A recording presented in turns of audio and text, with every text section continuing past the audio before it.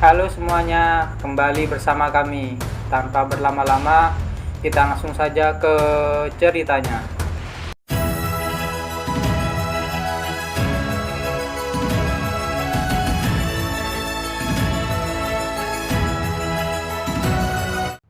Hari ini aku akan membawakan manhwa baru yang berjudul Aku Lebih Kuat dari Sang Pahlawan.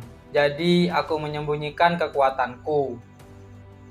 Kalian penasaran dengan jalan ceritanya? Jadi, tanpa berlama-lama, kita langsung saja ke ceritanya. Kita diawali dengan seorang anak yang sedang membaca komik. Dia bergumam, "Aku menyukai komik. Setiap kali aku membaca komik, aku merasa bahwa MC selalu terlihat lemah. Yang sangat keren adalah terlihat riang di keadaan normal, tapi menjadi sangat kuat saat diperlukan. Kekuatan tersembunyi yang seperti itu yang aku inginkan sejak aku masih kecil. Aku ingin menjadi karakter kuat tersembunyi. Seiring berjalannya waktu, kemampuan khususku adalah membantu orang lain tanpa ketahuan." Nenek itu berkata, "Kenapa ini tidak sulit sama sekali? Biasanya tanjakan ini tidak semudah ini. Rasanya seperti seseorang menolongku dari belakang layar. Aku hampir ketahuan. Mari pergi untuk hari ini, karena kalau aku menolong lagi, aku akan ketahuan."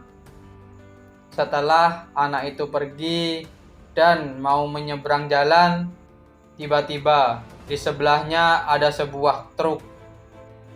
Dia terkejut setelah melihat truk itu sudah ada di depannya. Dengan tiba-tiba anak itu sudah berpindah tempat.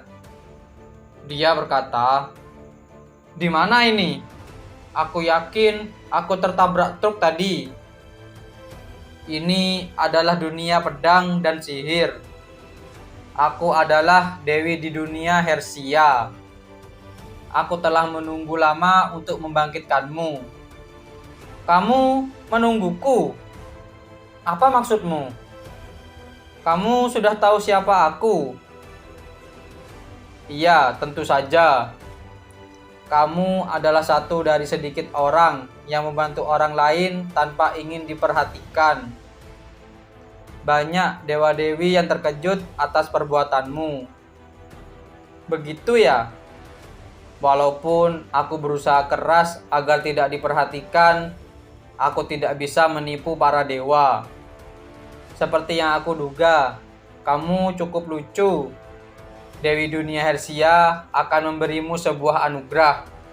Kamu bisa menjadi apapun yang kamu inginkan di dunia ini. Hero, raja iblis, naga, dan bahkan raja dari neraka. Sekarang pilihlah, kamu ingin menjadi apa?" "Aku mau jadi KKT." "Apa maksudmu KKT?" "Aku mengipas orang diam-diam, dan aku membersihkan jalan diam-diam." "Ini bukan KKT sebenarnya. Itu terlalu mudah. KKT sejati adalah yang biasanya diabaikan, tapi menunjukkan kekuatan yang sangat besar saat diperlukan." "Aku mengerti. Dengan kekuatan yang berlimpah, kamu ingin menyembunyikannya dan diabaikan di kehidupan sehari-hari. Aku mengerti. Kamu akan terlahir kembali sebagai rakyat biasa di dunia baru ini. Meskipun kekuatanmu akan lebih besar dari hero, raja iblis, atau naga sekalipun, dan ketika kekuatanmu terungkap, jantungmu akan meledak. Maka, sesuai yang kamu inginkan, kamu akan menjadi seorang yang harus menyembunyikan kekuatanmu." "Tidak, tunggu. Kenapa jantungku akan meledak?" "Untukmu yang memiliki kekuatan yang berlimpah, namun diharuskan berjalan di jalan yang sepi, aku doakan agar kamu meraih kedamaian dengan kekuatan itu." "Tunggu, jangan kirim aku dulu." Akan tetapi anak itu pun dikirim di dunia Hersia. Anak itu berkata, 2 tahun telah berlalu sejak aku datang ke dunia ini. Dewi macam apa yang sangat buruk pendengarannya. Ya tidak apa-apa, karena aku yang terkuat di sini. Beneran, ini kekuatan yang sungguh menyegarkan. Bukankah ada 5 tadi? Kapan dia pergi sejauh itu? Meski kupikir lagi, bahkan jika para monster itu tahu kekuatanku, jantungku tidak akan meledak. Untuk saat ini, ayo tangkap mereka semua. Dan sekarang tidak ada monster lagi di sekitar sini. Haruskah aku kembali ke desa?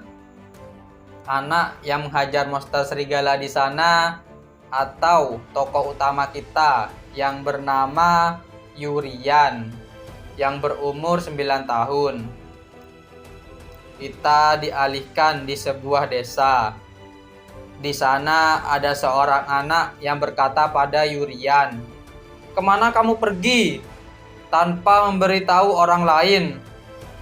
"Maaf, perutku sakit." "Kalau begitu, seharusnya kamu beritahu aku dulu. Kan sudah aku bilang padamu, jangan berkeliaran sendiri karena kamu lemah. Apa kamu tidak tahu sebanyak apa kelompok serigala di sekitar kita?" "Iya, aku minta maaf." Tiba-tiba ada seorang yang memegang kepala Yurian. Dan dia berkata, "Sampah ini, kalian, yatim piatu sebaiknya tidak berkeliaran sendirian." Setelah Yurian dilempar oleh orang itu, dia disamperin oleh teman Yurian. Orang itu berkata, "Aku menerimamu karena kamu masih muda. Kamu pendek dan sangat lemah. Apa gunanya kamu sebenarnya?" "Yurian, apa kamu baik-baik saja?" "Aku minta maaf."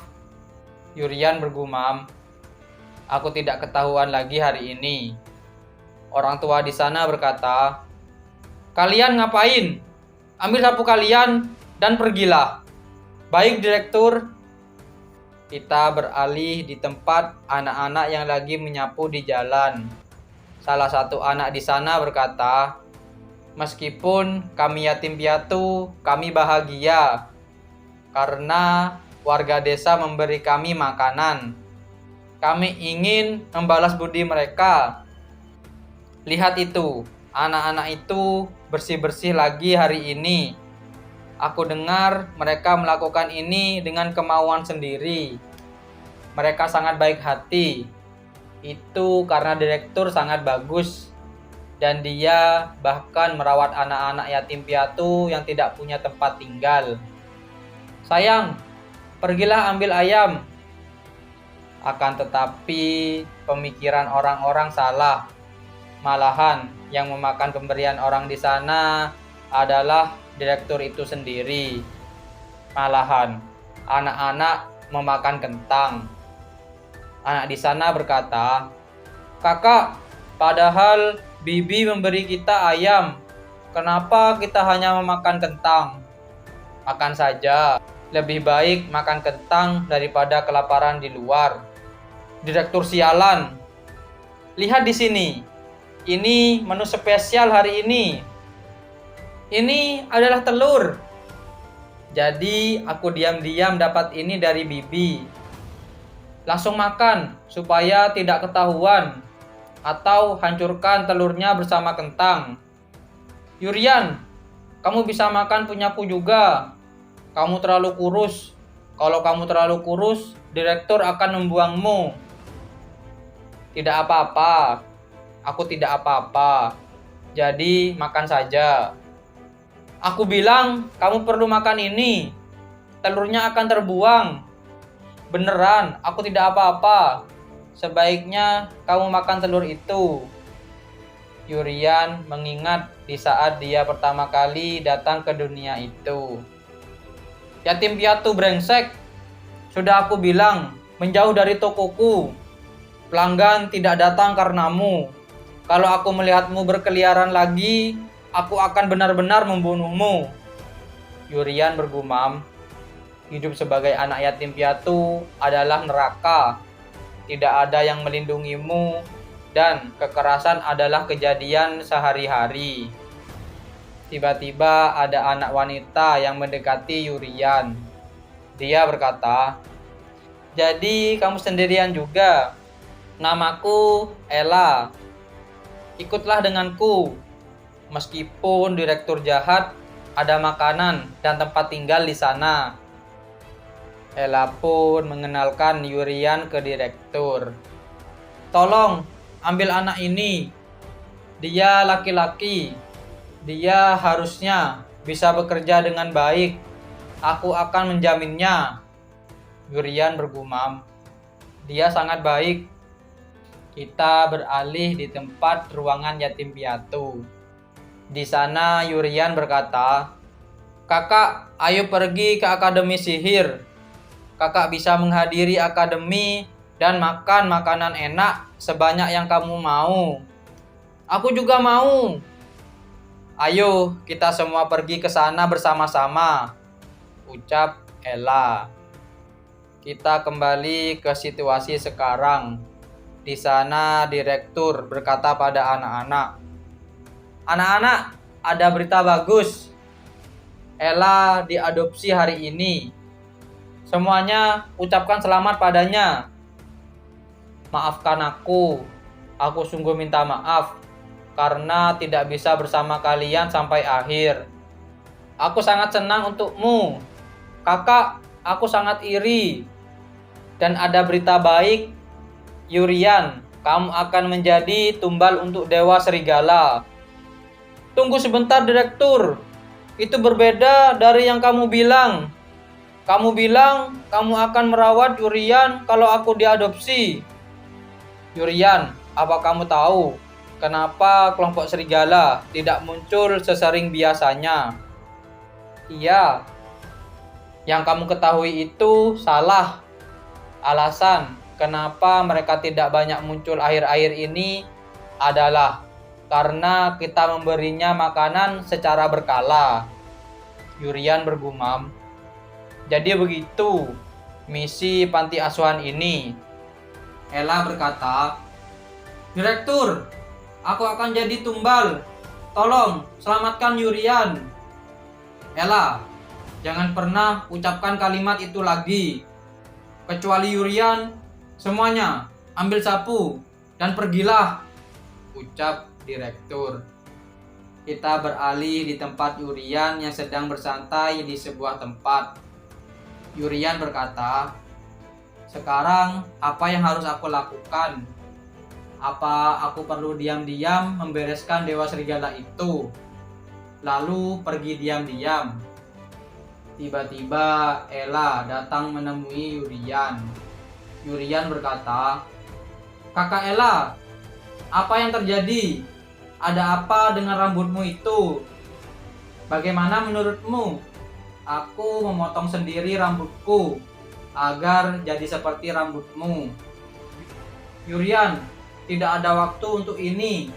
Ayo cepat tukar bajumu denganku. Walaupun ini baju perempuan. Kamu ngomong apa sekarang? Aku akan jadi tumbalnya. Apa kamu mengerti apa yang kamu katakan?" "Aku tahu, karena adik laki-lakiku juga jadi tumbal. Saat aku pertama bertemu denganmu, aku kira adikku hidup kembali. Kalian berdua sangat mirip. Karena itulah aku lebih memperhatikanmu. Aku tidak mau melihat adikku mati lagi. Jadi, larilah jauh-jauh dari sini." "Kalau begitu, kita lari bersama-sama. Kenapa kamu bersikeras untuk menjadi tumbal? Kalau kita lari, kita akan tertangkap terlalu cepat. Kamu tahu secepat apa orang dewasa. Aku punya ide bagus.